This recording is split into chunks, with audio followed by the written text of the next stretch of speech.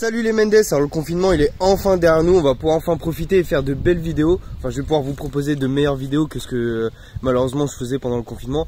Pas que j'estime qu'elles soient nulles, mais on va pouvoir voir autre chose que un test drive sur mon lieu de travail ou une vidéo detailing, bien que je continuerai à vous proposer ce genre de vidéo.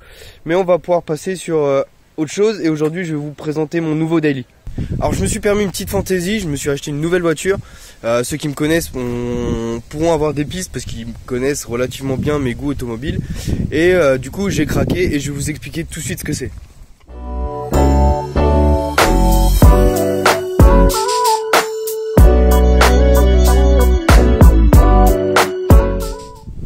Donc j'ai tout simplement racheté une Golf 2 pour pas changer.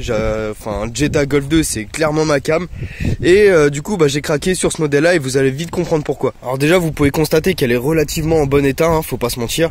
Bon, à part la calandre GTI qui m'a fait gratter à peu près 15 chevaux, la voiture est dans l'ensemble totalement d'origine. Donc vous pouvez le voir, hein, moi j'ai fait des relevés d'épaisseur de peinture, donc je sais qu'elle a été repeinte à plusieurs endroits, mais dans l'ensemble elle est quand même vraiment très propre et il n'y a pas réellement de carrosserie. Il y a juste à la limite un petit débosselage sans peinture qui ferait pas de mal, puisqu'on peut le voir, il y a quelques petits nions, mais dans l'ensemble c'est quand même vraiment très propre. Alors c'est quoi comme Golf 2? C'est tout simplement une 1,6 litre 75. Alors je vous cherchais pas forcément une motorisation précise, mais je voulais de préférence une 1,6 litre 75. Pourquoi? Parce qu'en fait c'est un moteur que je ne connais tout simplement pas et que je voulais découvrir. Donc on m'a souvent parlé de ce moteur là, moi je connaissais bien le 1,8 litre 90 que j'ai vu sur les voitures de mes amis. Mais je connaissais pas du tout le 1,6 litre 75 et je voulais essayer de voir si ce qu'on me disait était véridique ou pas. On m'avait dit que c'était un dérivé du coup du 1,8 litre 90, donc du GU. Moi c'est un EZ et effectivement ça fait pas de grosse différence malgré les 15 chevaux en moins. Alors, effectivement la voiture est beaucoup moins coupleuse, mais on a à côté de ça un moteur qui est un peu plus petit par la cylindrée avec une course qui est pas tout à fait la même, donc un moteur qui est beaucoup plus vivant dans les... Alors c'est génial, je commence ma vidéo, il commence à pleuvoir, on apprécie toujours. Alors pourquoi celle-ci? Déjà tout simplement l'état général de la voiture et surtout le prix. Je vais pas vous mentir, je l'ai payé 1000 €, donc 1000 € qui est très correct. Et elle a surtout 105 000 km, donc vous pouvez voir. Bon, elle a été un petit peu bidouillée à certains endroits, on va vite savoir pourquoi. Mais dans l'ensemble elle est quand même relativement propre, elle a 105 000 km. Je vous dis qu'elle était bidouillée, pourquoi? Puisqu'on peut voir que les panneaux de porte déjà sont en cuir, donc à part les caras il n'y avait pas de panneaux de porte en cuir. Et auquel cas ils étaient d'origine, il y aurait eu le trou pour le réglage des rétros. Donc là on n'y est pas. Dans l'ensemble c'est très correct. Donc à l'intérieur là pour le coup on est vraiment sur une Golf sans option, on a un volant 2 branches que je trouve juste dégueulasse. Et pour ceux qui ne connaissent pas, le contour, on est vraiment sur le contour d'une version bas de gamme, c'est-à-dire qu'il n'y a rien, il n'y a pas de le kilométrage des trajets, il n'y a pas du tout de contour, il n'y a rien du tout. Déjà le kilométrage et le prix en soi c'était déjà un argument suffisant pour me convaincre. Je cherchais pas spécialement de motorisation, je cherchais pas de kilométrage précis, en fait je voulais juste une Golf 2 avec une carrosserie qui était pas trop moche, et surtout là on a le Saint Graal. Le toit ouvrant d'origine, donc ça quand j'ai vu ça c'était mort. C'est 1000 €, la Golf, aussi peu de bornes, le toit ouvrant c'était juste pas possible. Et en plus de ça c'est une commerciale, donc elle est vidée légalement, donc les gars ça veut dire qu'en cas de swap on peut rouler vidé légalement. Au-delà de ça c'était un argument de vente. Pourquoi? Parce que comme vous pouvez le voir j'ai récupéré une bête derrière. Ah putain, dis bonjour.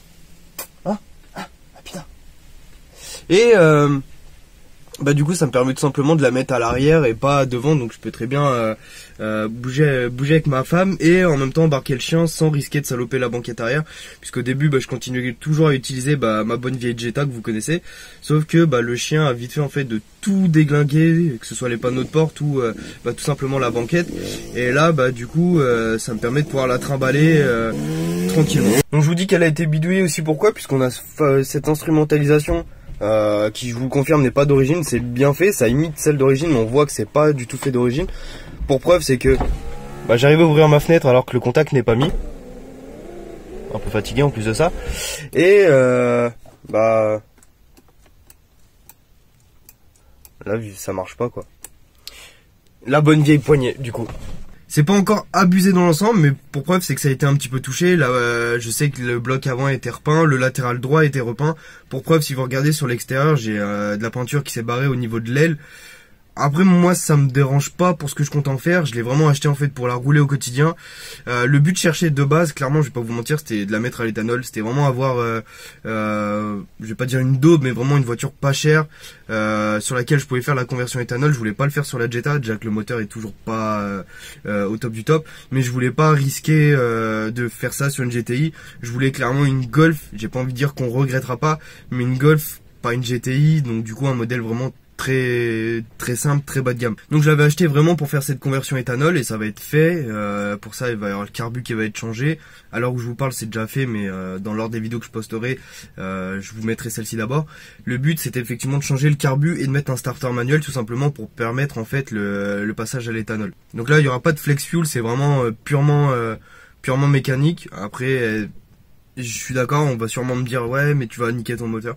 C'est fort probable, mais je vais pas vous mentir, un 1 litre 75 sur une Golf 2, arrivé à ce niveau-là, c'est du consommable. Clairement, un moteur, refaire un embrayage, ça coûtera probablement plus cher que de changer le moteur. Quand j'y pense, on est quand même sur une config très bizarre. Pourquoi puisqu'on a une Golf 2 1 litre 75 qui a été pseudo GTisée avec une calandre. Donc ça, à la limite, j'ai envie de dire, c'est la modif un petit peu fréquente.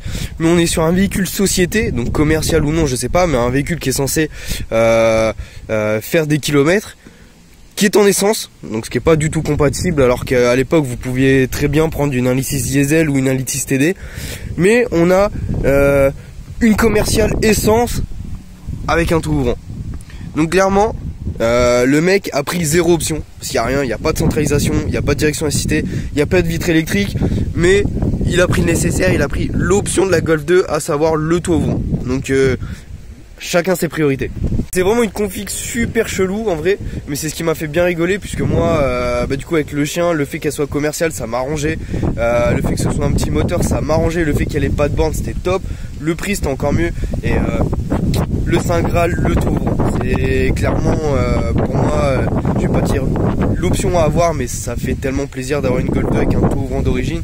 Et à ce sujet là c'est que j'ai vraiment énormément de chance, puisque sur mes 4 Volkswagen j'en ai 3 qui ont le tour ouvrant. Donc la Jetta coupé, mon VT que je vous ai toujours pas montré, il y a que la GTX qui malheureusement n'a pas le tour ouvrant. Avant de vous quitter, je vais quand même vous montrer la baie moteur, hein fille, comme ça on va voir un petit peu à quoi ça ressemble. Donc voilà, c'est quand même relativement propre, c'est vraiment même très joli. Donc il y a vraiment tout, j'ai le double des clés, il y a même le cache batterie. Enfin c'est assez énorme quoi. Donc la voiture est vraiment cool. Faut regarder, c'est en propre de chez propre partout quoi. Il y a les étiquettes, il y a vraiment tout. Donc non, c'est un sacré, c'est un sacré bordel. Je suis vraiment content de l'avoir trouvé. Là à l'heure où je vous montre la voiture, j'ai déjà effectué 2-3 petites babioles, pas grand chose. Je vous montre le coffrage pour ceux qui n'ont jamais vu de coffrage sur une Golf 2. Donc c'est pas très beau. Je vais mettre un petit coup de propre là-dedans histoire que ce soit plus joli. Et avec mon bon vieux Kinou, on a eu l'idée en fait d'habiller un petit peu la partie coffrage en mettant juste en fait un revêtement autre que celui-là. Pourquoi pas mettre une petite moquette comme si c'était tout simplement le coffre d'origine. Mais en tout cas c'est super bien fait. Et vraiment le seul truc qui pêche sur la voiture, c'est vraiment tous les joints sont déglingués. Et ça c'est un peu chiant, même les panneaux de porte, je vais pas dire les panneaux de porte, mais l'espèce de coffrage, ça faudra le recouvrir parce que le côté carton c'est vraiment pas ouf du tout quoi. Comme j'étais en train de vous dire, alors que je vous parle, j'ai juste effectué 2-3 petites choses, dont du coup le carbu que je vous montrerai dans une prochaine vidéo. On a enlevé la boule d'attelage puisque comme tout véhicule société, toit ouvrant, essence qui se respecte, il y avait une boule d'attelage, donc ça c'était pas possible. Et je prends cette position tout simplement pourquoi, parce que j'ai changé les vérins de coffre. En fait quand je l'ai acheté, le coffre se cassait la gueule et il fallait absolument le maintenir, sinon il tenait pas en place. Dans l'ensemble je l'ai eu, il n'y avait pas de grand frais à faire, il y a vraiment les suspensions qui sont vraiment mortes, il y avait les vérins qui étaient notifiés, et il y a également le siège qui tient plus de peur que de mal. On peut le voir, pardon le chien. Donc voilà, ça tangue un peu, ça c'est très connu sur les Golf 2. C'est juste un petit truc à régler, c'est vraiment bidon de chez bidon. Mais dans l'ensemble, voilà, il y a... Le but c'est aussi de trouver un véhicule qui avait le moins de frais à faire. Et là de ce côté là, malgré les quelques bidouilles qui ont été faites, enfin c'est pas une merguez. Et honnêtement pour ce que je vais en faire tous les jours, ça suffira très bien. Putain. Donc voilà mes Mendes, je vous laisse sur ce magnifique ciel de toit qui n'existe plus, hein, clairement. Je vous dis à une prochaine vidéo. Je suis vraiment content d'avoir cette nouvelle voiture à la collection. Tu lui dis au revoir putain. Et du coup, je vous dis à très bientôt pour une nouvelle vidéo. On va pouvoir enfin reprendre les vidéos à la grange, les petites vidéos mécaniques ou les vidéos un peu débiles dont on a l'habitude de faire. Mais en tout cas, je suis vraiment content de vous avoir. Merci encore d'être sur le groupe. N'hésitez pas à rejoindre, n'hésitez pas à vous abonner, n'hésitez pas à liker, ça fait toujours plaisir. Et laissez-moi un petit commentaire sur ce que vous pensez de cette voiture, si elle devrait rester d'origine ou non. Clairement, me connaissant, ça risque d'être très compliqué. Je vais essayer d'être le plus soft possible, mais c'est vrai que j'ai déjà dans l'idée, sachant que les suspensions sont mortes, de mettre des combinés forcément. Et j'ai des jantes qui dorment chez mon père. Donc ce serait peut-être le coup de se faire un petit daily un peu marrant. Et à l'heure où je vous parle, j'ai déjà acheté un moteur. Alors est-ce qu'il va finir dans cette Golf là? Est-ce qu'il va finir dans une autre Golf? Est-ce qu'il va finir dans mon 20 VT? Est-ce qu'il va finir en achat-revente? Je ne sais pas. Mais c'est vrai que pour le prix où j'ai acheté la voiture, c'est vraiment une des voitures les plus propres que j'ai eues de ma vie. Avec le moins de carrosserie, il y avait la Rallye, mais celle-ci est vraiment très propre pour l'âge et le fait qu'elle soit quasiment en peinture d'origine alors qu'elle a 30 ans. Donc ouais, pendant 30 secondes je me suis dit que c'est vraiment une bonne base en fait pour faire des dingueries. Mais le problème c'est que j'ai déjà beaucoup de dingueries en prévision, même trop. Et je préfère me dire que pour le moment je vais la rouler tranquille en mode daily, profiter qu'elle n'ait pas beaucoup de kilomètres et voir ce qu'il advient du moteur. Et qui fait comme ça malgré qu'il n'y ait que 75 chevaux. Ce qui en soit pas un frein pour ce que j'ai à faire clairement. Et voir ce qui se passera dans le temps. Mais j'exclus pas le fait de modifier quand même 2-3 petites choses et de récupérer des pièces que j'ai soit sur mon autre Golf qui du coup je trouve plus sympa de mettre sur celle-ci, ou tout simplement faire 2-3 modifs à la con comme on aime bien. Donc voilà les Mendes, je vous dis à la prochaine.